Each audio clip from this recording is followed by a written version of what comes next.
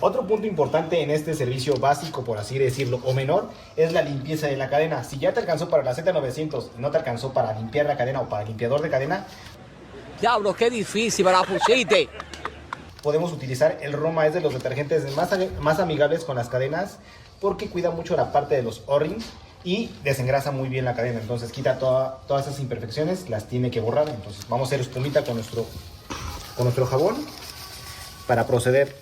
Esto no es lo ideal. Lo ideal es utilizar el limpiador de cadena, pero pues bueno, ya no nos alcanzó para eso porque gastamos en la Z900 y le vamos a dar con lo que hay.